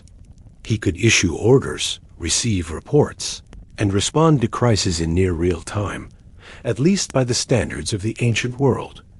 This meant faster responses to rebellions, better coordination of military campaigns, and more efficient collection of taxes. It also meant that the idea of a unified empire was maintained through daily practice. Every message that traveled the royal road reinforced the connection between the king, central government, and the provinces. The human side of the postal system. But beyond logistics and politics, there is a quieter story, the daily life of the people. Who made the system work? Imagine being a chapar, one of the empire's couriers. You would live much of your life in the saddle, racing from one station to the next. You would know the terrain intimately, the mountains, the rivers, the desert winds. At each station, you might meet other couriers, share meals, and exchange news before galloping off again. Your role was dangerous. Bandits sometimes targeted. Couriers hoping to steal royal documents or supplies. Yet your job was vital, and society depended on your skill and courage. The station keepers, too, played a crucial role. They cared for the horses, kept the station stocked, and repaired saddles, harnesses, and equipment. Their lives were tied to the rhythm of the relay, always waiting for the next rider to arrive. For the horses, life was no easier. They were trained carefully, selected for endurance and speed. But despite the demanding work, no single horse ever had to run the entire distance. The relay system ensured they had rest and care, unlike in other regions where animals were often overworked. Beyond, the Royal Road. Although the Royal Road from Susa to Sardis is the most famous, the Persian postal network extended far beyond it. Other routes connected the empire to Babylon, Persepolis, Ecbatana, and even to frontier regions near the Indus Valley. The network reached into Egypt after the Persians conquered it, and eastward into what is now Pakistan. Each road was part of a larger web, a communications network that, for its time, was unparalleled in speed and efficiency. Echoes in the dust. The postal network after Persia's fall. When an empire falls, its buildings crumble, its cities are often sacked, and its royal families may disappear into exile or legend. But what happens to its systems, its roads, its postal networks, its infrastructure of daily life? After the decline of the Achaemenid Empire, this question became very real. The fall of the Achaemenids in 330 BCE, Alexander the Great conquered the Persian Empire, bringing an end to Achaemenid rule. The last Persian king, Darius III, fled from Alexander's armies and was eventually killed by his own men. With Darius gone, a carefully organized bureaucracy of the Persian Empire began to unravel. But surprisingly, the royal road system did not disappear overnight. Alexander, pragmatic as always, recognized the value of Persia's relay network. He needed to control his new empire, and Persia's postal system offered a ready-made solution. For several years, he continued to use the chapar stations to send orders and receive reports, just as Darius had done. Alexander's generals used the same roads, the same couriers, and the same stations to manage logistics during their campaigns. Horses were still swapped out at relay points. Messages still traveled swiftly across vast distances. In this way, Persia's postal system outlived the Achaemenid dynasty at least for a time, a Hellenistic adaptation after Alexander's death. In 323 BC, his empire fractured into several successor states, known as the Hellenistic kingdoms. In Persia and Mesopotamia, the Seleucid Empire took control of much of the old Persian territory. The Seleucids inherited not only the land, but also its infrastructure. They maintained sections of the royal road, especially those critical for military and administrative control. But gradually, priorities shifted. The Seleucids focused more on Greek cities, coastal ports, and Mediterranean trade. The maintenance of far-flung relay stations became less consistent. Some relay posts fell into disuse. Horses weren't always kept fresh. Without the strict bureaucracy of the Achaemenids, the postal system began to fray at the edges. Yet, in many places, local officials and communities kept parts of the system running simply because they needed it. Messages still needed to get through, even if the empire wasn't as organized as before. The Parthians and the road reborn centuries later. The Parthian Empire, 247 BCE to 224 CE, rose in the east, taking control of Persia and much of Mesopotamia. Parthians valued the old Persian roads, but they adapted the system to their own needs. Unlike the centralized Achaemenids, the Parthians governed a looser confederation of semi-independent regions. Their postal service was less rigid, but still functional. Parthian messengers traveled across the empire, using relay stations similar to the Persian chapar, Kane. However, the Parthian system emphasized military communication over administrative bureaucracy. Fast messengers relayed orders between kings and governors. But the civilian postal service was less developed. Still, the bones of the old royal road remained. Traders, soldiers, and government officials continued to use its paths, crossing deserts and mountains much as they had under Darius. The Romans and the Persian model meanwhile. In the West, the Roman Empire developed its own postal system called the cursus publicus. Roman couriers, called cursors, carried messages between provinces. Like the Persians, the Romans used relay stations and fresh horses at regular intervals. The system allowed governors and generals to communicate quickly with Rome. Interestingly, some historians believe the Roman system was inspired in part by the Persian relay model. Greek scholars like Herodotus had described the Persian couriers in their writings, and the Romans were known for borrowing good ideas from other cultures. While the Romans preferred chariots and wagons on their famously paved roads, the core concept, a state-managed relay network, was remarkably similar to the system Darius had created centuries earlier. The Sassanid revival in the 3rd century CE. The Sassanid Empire replaced the Parthians in Persia. The Sassanids, like the Achaemenids before them, valued central control and administration. They rebuilt sections of the royal road and reinvigorated the postal system. Sassanid messengers carried letters in leather pouches, riding from station to station just as the ancient chapars had done. The system was called the angarium, a term dating back to the Persian couriers of earlier centuries. Some sources describe the Sassanids as having as many as 1,100 relay stations across their empire, with carefully maintained stables and resting places for couriers. Messages traveled rapidly, and kings in Ctesiphon, the Sassanid capital near modern Baghdad, could send orders to distant frontiers within days. The Sassanids used the postal network not just for administration, but also for spying and intelligence gathering. Reports on troop movements, enemy actions, and border disputes flowed back to the central government. Once again, Persia's ancient road system had found new life. Daily life in the relay stations, but what did life look like for the people who kept this system running? Imagine a small relay station on a lonely stretch of road, perhaps between Hamadan and Susa. A station keeper, often a local villager or minor official, tends to a stable of horses, feeds the animals, and checks saddles and harnesses for wear. At night, he might sit by a fire, waiting for the distant sound of hooves. When a courier arrives, there is no ceremony, just the quick transfer of the message pouch, the handing off of a fresh horse, and the thunder of hoofbeats fading into the distance. These station keepers rarely traveled themselves. Their lives were fixed to a single spot, but their work connected them to the entire empire. They knew the messengers by name, heard news from far-off places, and participated quietly in the machinery of governance. For the couriers, life was a constant cycle of movement. Galloping from one post to another, they memorized the curves of the road, the locations of water sources, and the habits of local tribes. They rode in heat and cold, through rain and snow, repeating the same routes again and again.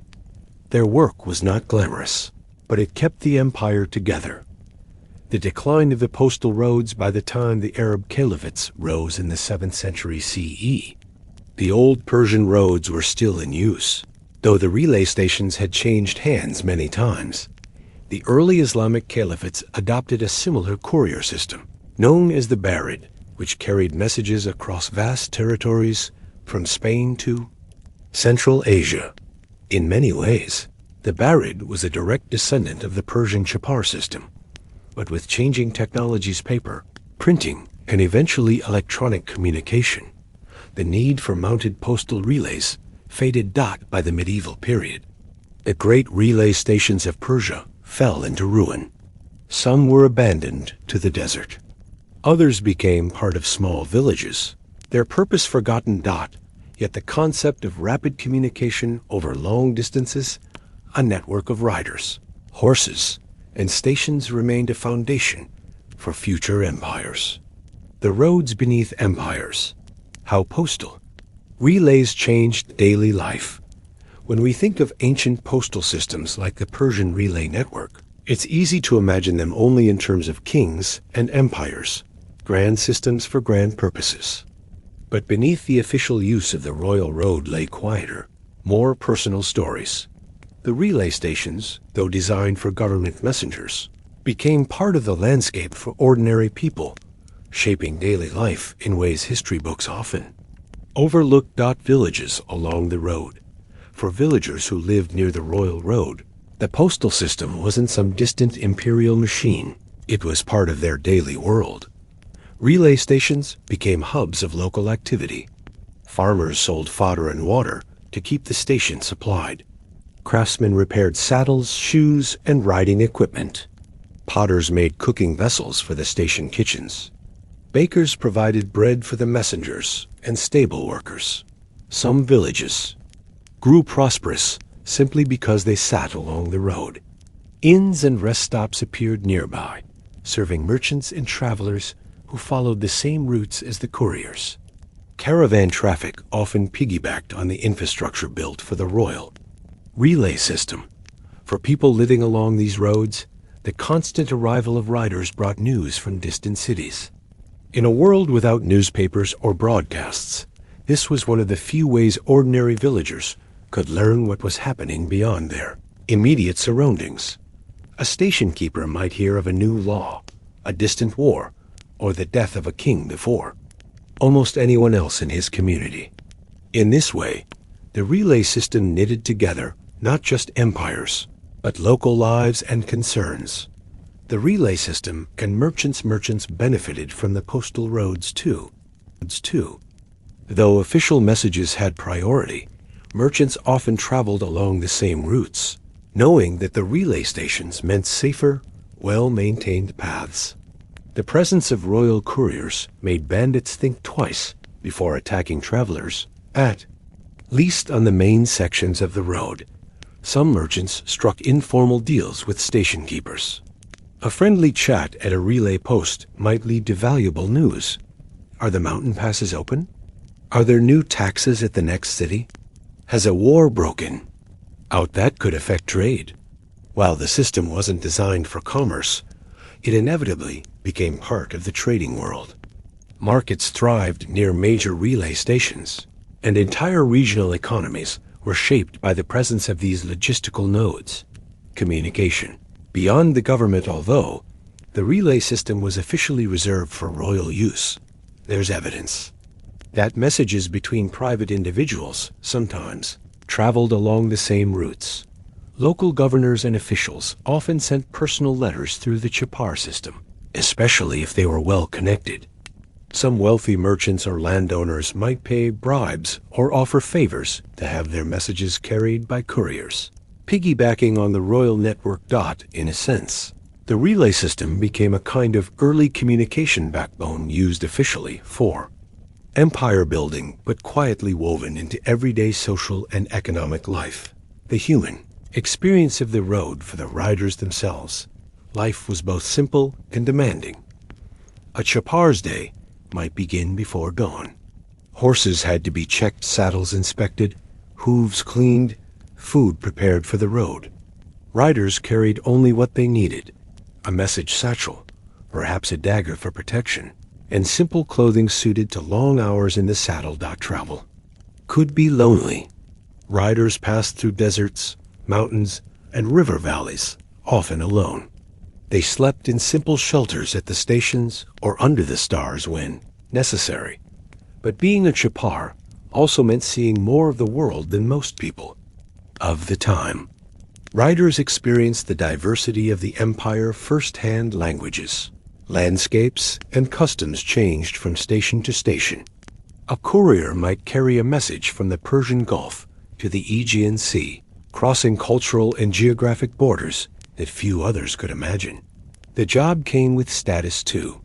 Though it was hard work, a royal courier was trusted and respected. The chapars embodied the king's authority on the road. People moved aside for them. Station keepers prepared horses at their approach. Their work made the empire function. Horses.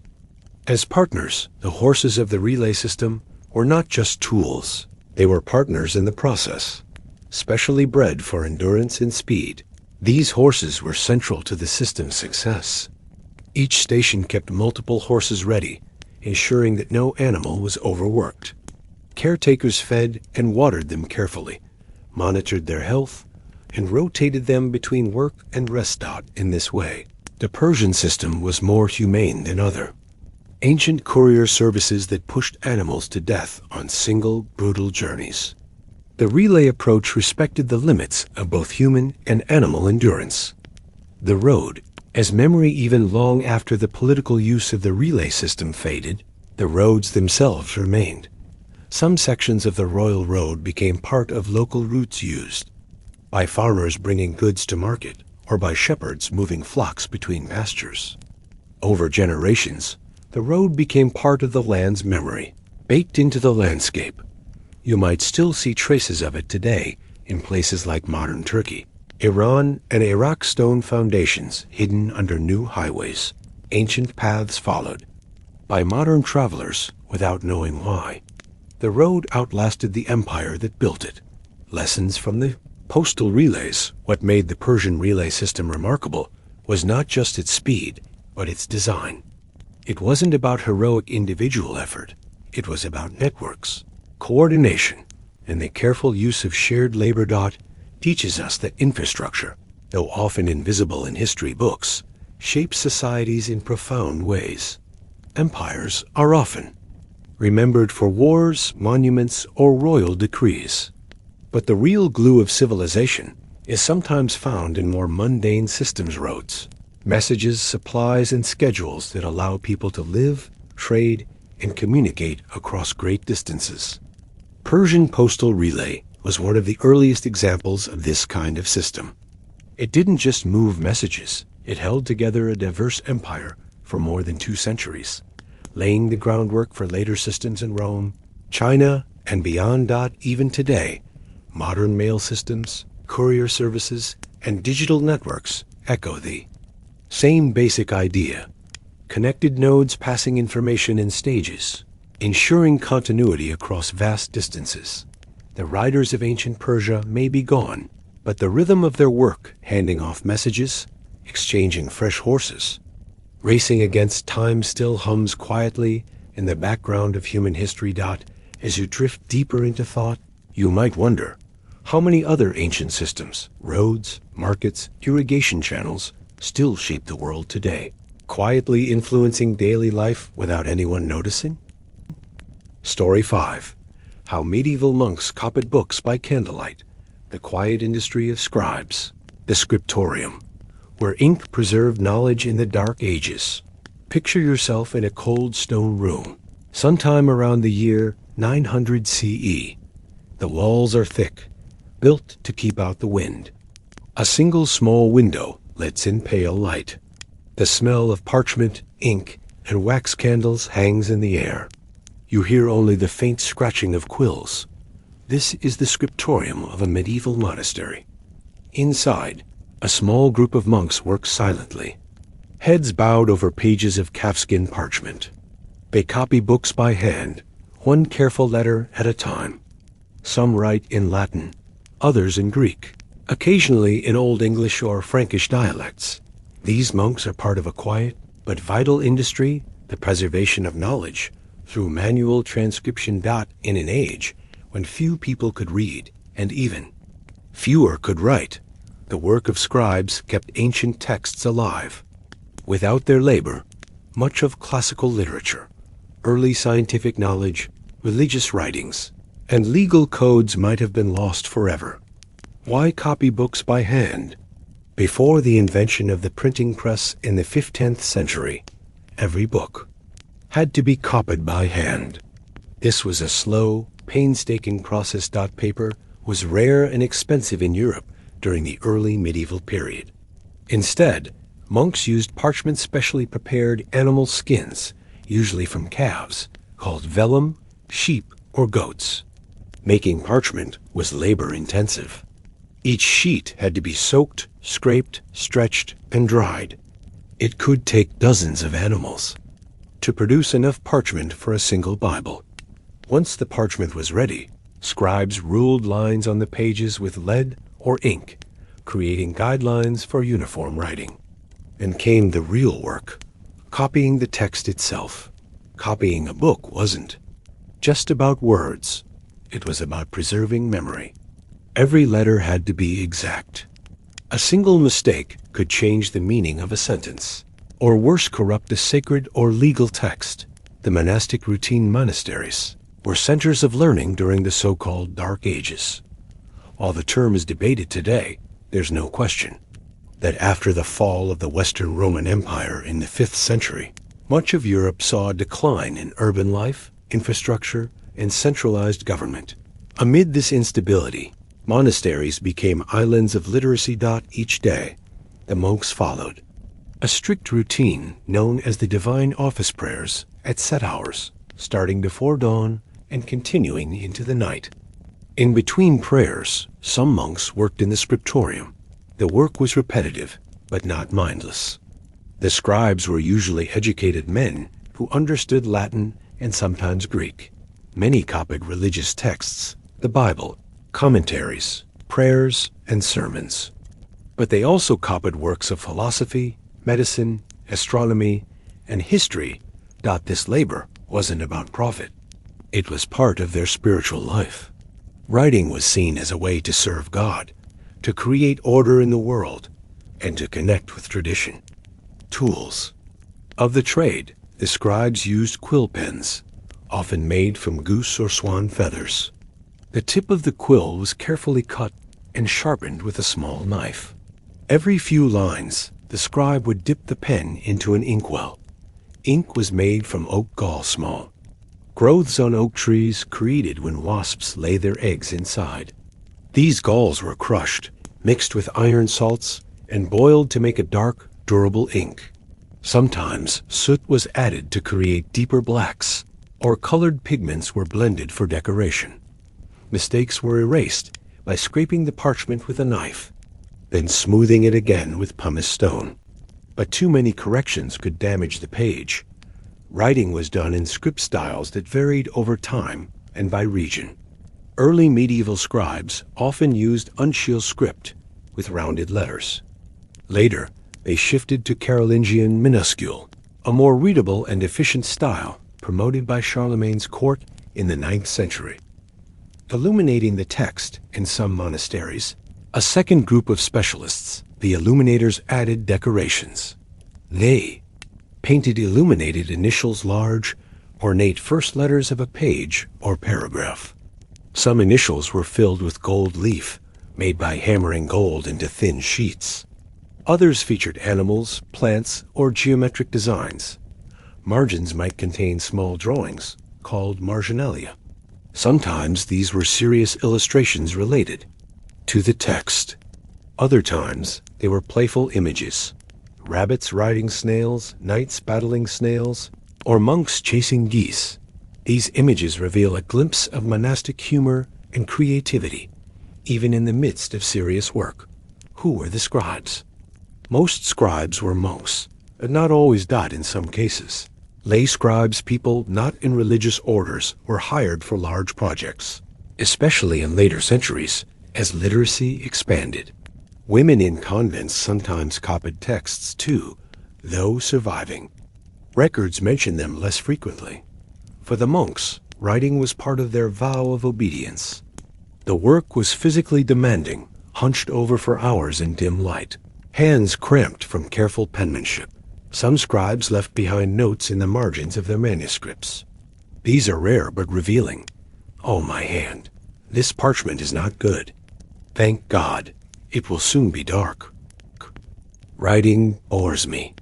Such comments remind us that even in solemn religious settings, the human side of the work, the fatigue, the complaints, the little moments of humor endured. The books they copied. What kinds of books filled the scriptorium? Most were religious texts. The Bible was copied over and over in Latin versions like the Vulgate, translated by Saint Jerome in the 4th century.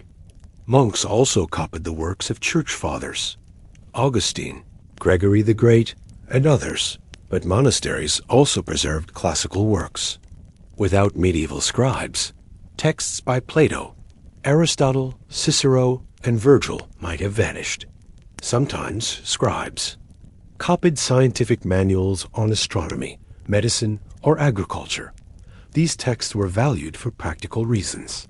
Knowing how to plant crops, treat illnesses, or calculate the date of Easter required careful reference materials.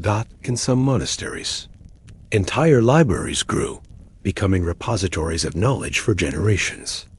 The perilous journey of a manuscript, survival against time. Imagine again the scriptorium, the quiet scratching of quills, the careful turning of parchment. But once a book was finished, what then? Copying a book was only the first part of its journey. The second part, the survival of that book, was often much harder. The fragility of books in the Middle Ages. Medieval manuscripts were incredibly fragile objects. Parchment could last for centuries, but it was vulnerable to moisture, mold, fire, and neglect. Monasteries were often located in remote, rural places, safer from wars, but exposed to other dangers: damp walls, rodents, and insects. A single candle, knocked over, could destroy years of work in minutes. And yet, many books did survive. Today, we have tens of thousands of medieval manuscripts in libraries around the world. Each of them tells not only the story of what was written, but of how the manuscript itself survived. Threats to manuscripts. There were many ways a book could be lost. War and invasion were common. When Vikings raided monasteries in Britain and Ireland during the 8th and 9th centuries, they targeted these centers of wealth. Monks fled or were killed, and libraries were burned. Yet some books survived hidden in stone-lined pits or buried in churchyards, wrapped in cloth or waxed leather to protect them from damp soil. Fires were another danger. Monasteries were built of stone, but roofs, floors, and furnishings were wood. A small kitchen fire or a candle left burning could consume an entire collection in hours. Then there was neglect. After centuries, some manuscripts simply decayed. Ink faded. Parchment dried out and cracked. Mice chewed on bindings. Mold grew in damp libraries. Not all monasteries had the means or the knowledge to preserve their collections carefully. And sometimes, books were recycled. Parchment was valuable. In periods of scarcity, scribes scraped the ink from old manuscripts to reuse the material. These reused texts are called palimpsests. Underneath the visible writing, older words still hide. Today, with modern technology like ultraviolet imaging, scholars can sometimes recover the erased texts, revealing forgotten works beneath newer layers. Libraries and paramonastic libraries grew slowly. A monastery might own only a few dozen books in the early Middle Ages. Over time, some amassed hundreds or even thousands of volumes, in places like the Abbey of St. Gall in modern Switzerland, or the Monastery of Monte Cassino in Italy. Libraries became famous centers of scholarship, but these collections were rarely secure. Political changes often put them at risk. For example, during the dissolution of the monasteries in England under King Henry VIII, 1536 to 1541, hundreds of monasteries were closed. Their libraries were scattered, sold, or destroyed. Precious books were used to wrap fish, clean boots, or were simply thrown away. Yet a surprising number survived. Some monks smuggled books into private hands. Others were sold to collectors who, though motivated by profit, at least preserved the texts. In other cases, scholars and librarians recognized the value of ancient manuscripts and protected them from destruction. Over centuries, private libraries, universities, and royal courts began collecting these books, forming the foundations of modern research libraries. Books that changed the world. Some manuscripts carried ideas across time and space. Take the Codex Amiatinus, one of the oldest complete Latin Bibles, made in Northumbria, England, in the early 8th century. It weighs over 75 pounds, 34 kilograms, and was carried by monks across the Alps as a gift to the Pope in Rome. Somehow, this massive book survived wars, fires, and centuries of neglect. It remains in Florence today, or consider Boethius's Consolation of Philosophy, copied in hundreds of medieval scriptoria. This book, written in the 6th century by a Roman senator awaiting execution, became one of the most widely read texts of the Middle Ages. It was translated into Old English by King Alfred and inspired writers from Dante to Chaucer. Texts, too, survived the medieval world thanks to scribes. Works by Ptolemy, Galen, and Aristotle were copied and recopied, first in monasteries, then later in Islamic centers of learning, and finally back into Europe during the Renaissance. Without this chain of copying, many ideas would have been lost forever. Manuscripts on the move books rarely stayed in one place. Over centuries, they traveled. A manuscript might begin in an Irish monastery, travel to a French abbey, be borrowed by a German scholar, and end up in an Italian cathedral.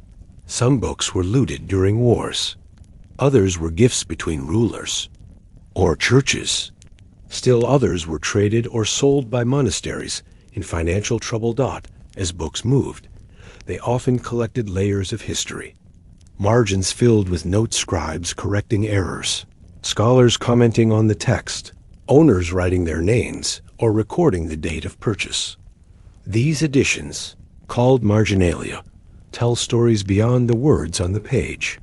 They reveal how books were read, used, and valued by generations of people. The transition to paper by the late medieval period, paper began to replace parchment in Europe. Paper arrived via the Islamic world, which had learned papermaking from China. It was cheaper to produce and easier to write on. As paper spread, copying books became faster and less expensive. This opened new opportunities for education and learning. But paper was also less durable than parchment, especially in damp climates.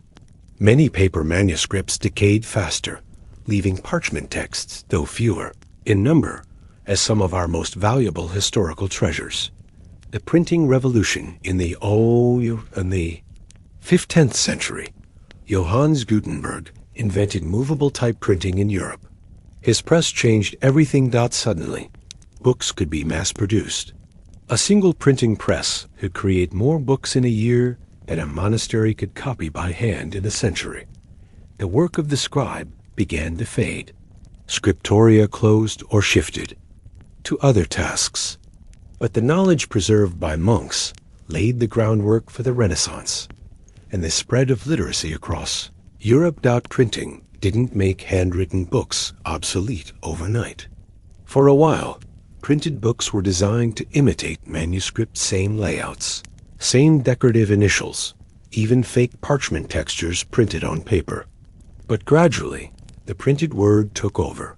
Yet without the silent labor of centuries of scribes, there would have been no books to print. Why the monks saved the books, meaning beyond the words. In the modern world, it's easy to think of books as objects, pages bound together, resting on shelves, available when needed. But for the medieval scribes, books were more than just information. They were vessels of continuity, memory, and even spiritual devotion. Why did monks spend so much of their lives copying texts they would never publish or profit from? Why did they risk preserving knowledge in times when ignorance might have seemed safer? To answer that, we must look beyond the words and consider the deeper meaning of books in the medieval world. Books as sacred, objects for many medieval scribes. Copying a manuscript wasn't just a task, it was a sacred duty. Religious texts, especially the Bible, were seen as the literal word of God. Reproducing these words accurately was part of a monk's spiritual practice. Each letter copied was, in a sense, a prayer. The act of writing was a way to connect with the divine. to bring order to chaos through careful attention to detail. Some monasteries believed that copying books could help a soul gain favor in the afterlife. Scribes sometimes wrote notes at the end of manuscripts asking future readers to pray for them. In this way, their work became a bridge across generations. The fear of forgetting. Beyond religion, there was a fear in medieval society of losing knowledge. After the fall of Rome, much of Europe's educational system collapsed. Cities shrank, schools closed, roads crumbled. In this fragile world, monasteries saw themselves as guardians of civilization. They copied texts not just for themselves, but for the future for readers who might need that knowledge long after the current generation had passed away. This idea is sometimes called cultural memory, the belief that a society must preserve its ideas, histories, and wisdom so they aren't lost in times of crisis. The scribes, in their own quiet way, were preserving human civilization against the tide of forgetfulness. Copying is meditation. The physical act of writing was also a form of meditation. A monk spent hours each day shaping letters, focusing intently on each stroke of the quill. The repetition was calming, almost hypnotic. In an age without modern distractions, this focus brought peace. Some monks saw their writing as a way to discipline the mind. By controlling the hand, they trained the spirit. This practice connected body and soul, much like prayer or fasting. Mistakes were part of the process, but so was forgiveness. If a monk made an error, he would scrape it away, correct it, and continue. In this, copying texts became a lesson in humility, preserving the past, shaping the future. While much of monastic copying focused on religious texts, scribes also saved pagan literature and scientific works. They copied Aristotle and Plato, even though their philosophies weren't always aligned with Christian teachings. They preserved Roman law codes, agricultural manuals, and medical treatises. Some of these texts had practical uses, helping monasteries manage land, care for the sick, or calculate calendars. In this way, the monks weren't just copying the past, they were creating the foundation for the future. When the Renaissance arrived centuries later, many of the classical works that scholars studied had survived only because medieval monks had copied them. The scribes, sitting quietly in cold stone rooms, shaped the intellectual world without realizing it. The beauty of the book, there was also an aesthetic reason for their work. Books were beautiful objects. Illuminated manuscripts were artworks in their own right. Gold leaf letters, intricate borders, and carefully painted scenes turned each book into a masterpiece. The Book of Kells, for example, created in Ireland around the 9th century, is famous not just for its religious content, but for its dazzling artwork, swirls of color, complex Celtic knots, and miniature animals hidden in the margins. These decorations weren't always practical, but they brought joy to the process of reading. They reflected the idea that beauty was a form of devotion, a way to honor the text and the divine. The social role of scribes. Being a scribe also carried social weight. In a world where most people were illiterate, scribes held a special place. They were among the few who could access the written word. This gave them quiet power, not in a political sense, but in cultural influence. Monks who copied texts also sometimes corrected them, subtly shaping the versions that survived. They added comments, updated spellings, or even altered meanings based on the beliefs of their time. In this way, scribes weren't just neutral copyists. They were part of an ongoing conversation between past and present, deciding perhaps unconsciously what ideas would pass down to the future. Manuscripts as living objects, like printed books, which are identical copies, handwritten manuscripts, are unique. Each bears the marks of its creator: handwriting style, errors, corrections, and personal touches. Some manuscripts contain colophons, short notes written by the scribe at the end of the book. These notes tell us about the conditions, in which the book was made. A few examples survive. The ink is thin, and I am cold. This book was copied during a harsh winter, with much suffering of the fingers. Whoever steals this book, may he be cursed by the saints. These small comments bring us closer to the people behind the work. They remind us that history is not just made by kings and armies, but by quiet hands at work in dimly lit rooms. The echoes today. Many of the books copied by medieval monks still exist today in libraries, monasteries, and museums. Some are displayed behind glass. Others sit quietly in archives, still being studied, still teaching us about the past. Digital technology now allows these manuscripts to be scanned and shared online, reaching more people than the scribes could ever have imagined. A monk in 900 CE, copying a manuscript by candlelight, could not have foreseen that his work would one day be viewed on a glowing screen by someone on the other side of the world. But in a way, that's exactly what they hoped. For not the technology, but the preservation of ideas. Their goal was to save knowledge, to keep memory alive, and to ensure that the words they copied would continue to speak long after they were gone. As you rest now, perhaps imagining the quiet scratch of quills or the flickering glow of a candle in a stone chamber, you might wonder what ideas from today will survive the centuries ahead. Who will preserve them, and how will they be remembered?